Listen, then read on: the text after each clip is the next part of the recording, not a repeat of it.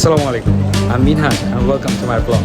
আজকের ভিডিওটা হবে সুপার ডুপার ইন্টারেস্টিং, কারণ আজকে আপনাদেরকে নিয়ে আমি ঘুরতে যাচ্ছি মায়ামি।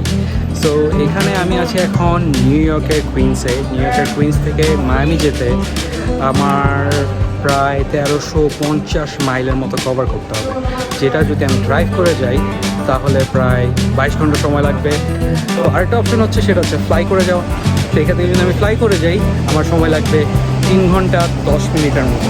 সো আর দেরি না করে আমরা চলে আসছি JFK এয়ারপোর্ট। এখান থেকে আমরা এখন ফ্লাই করব আর দেখা হচ্ছে মায়ামিতে।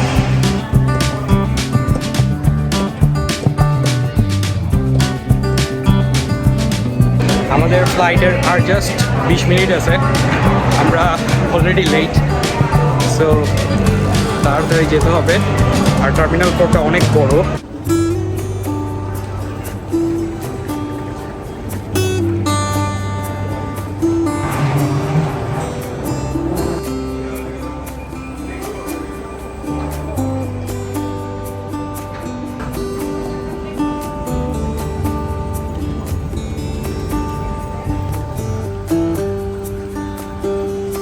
আমাদের গেট নাম্বার হচ্ছে B49। আমরা এখনও B37-এর আশেপাশে। এই টার্মিনালটা আসলে অনেক বড়। অন্য আরেকটা ডোমেস্টিক এয়ারলাইন আছে জেট ব্লু, ওইটাও দেখা যাচ্ছে। আমেরিকার 50টার মতো স্টেট আছে, আপনারা জানেনই।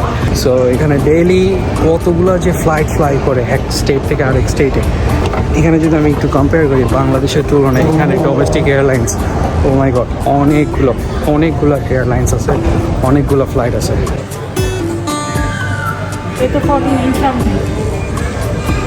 সো আমরা 49 চলে আসছি অবশেষে, অনেক হাঁটা লাগছে।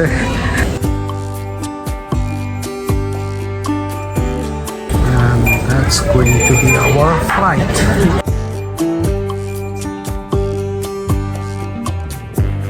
সো আমরা প্লেনে উঠে গেলাম, আমরা সিটেও বসে পড়লাম। সিট নাম্বার হচ্ছে 8EF। তো এর আগে আমার এমিরেটসের যে ভিডিও ছিল ওখানে এরকম এন্টারটেনমেন্ট ছিল, ওখানে বড় স্ক্রিন ছিল, আরও এখানে ছোটো স্ক্রিন। তারপরেও এরকম ডোমেস্টিক এয়ারলাইন্সে এরকম এন্টারটেনমেন্টের ব্যবস্থা আছে, এটা দেখে ভালো লাগলো। Quite good, not bad.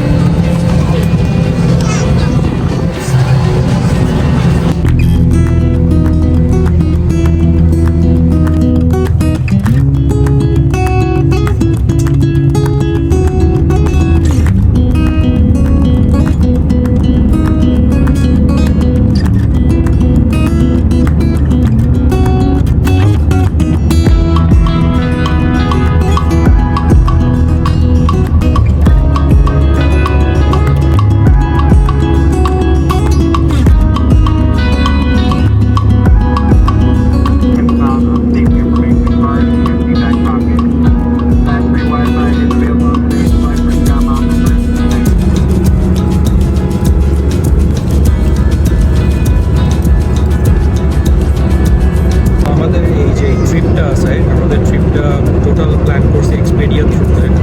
ফার্স্টে এখন যেইটা দেখতেছেন সেটা হচ্ছে আমাদের ফ্লাইটের যেই পার্টটা, সেটা নেক্সট আমরা ল্যান্ড করার পর আমাদের যেইটা হচ্ছে সেটা হচ্ছে কার রেন্টালে যেতে হবে। আমাদের কার বুকটাছে, আমাদের কার নিতে হবে। অ্যান্ড এভাবে একটার পর একটা দেখাচ্ছি, সঙ্গেই থাকুন। এই যে সাথে আছে জনগণ।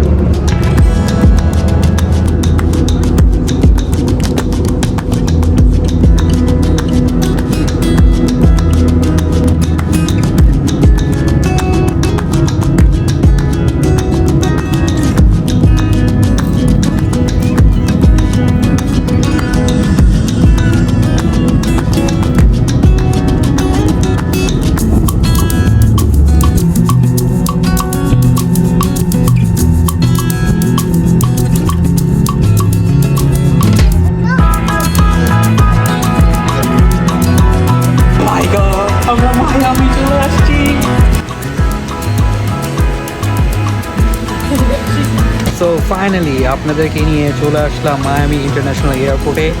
ওই যে আমাদের প্লেন, যেটাতে করে আমরা আসলাম প্রায় 3 ঘন্টা ফ্লাই করে। অবশেষে এখন সময় প্রায় 12:30 বাজে।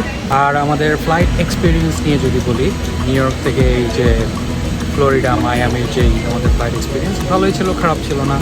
সার্ভিস ভালো ছিল, সব কিছু ভালো ছিল। 3 ঘন্টা বসে থাকতে থাকতে আমরা টায়ার্ড হয়ে গেছি। ড্রাইভ করে আসতে গেলে না জানি কী অবস্থাটাই হইতো।